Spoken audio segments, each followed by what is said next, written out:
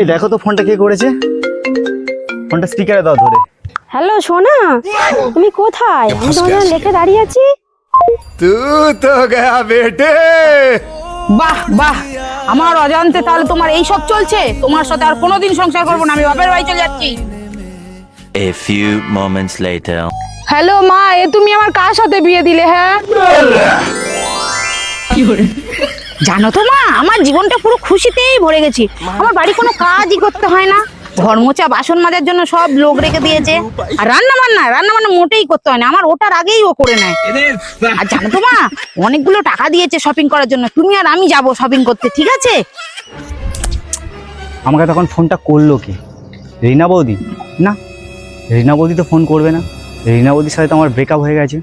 Hello বান্ধবী, আমার কাজ কমপ্লিট। তুই তোর বরের নাম্বারটা হোয়াটসঅ্যাপ করে পাঠা, তারপর আমি কল করছি। আচ্ছা ঠিক আছে, রাখ, আমি এক্ষুনি পাঠাচ্ছি। तू समझा? हाँ। नहीं तू समझा नहीं।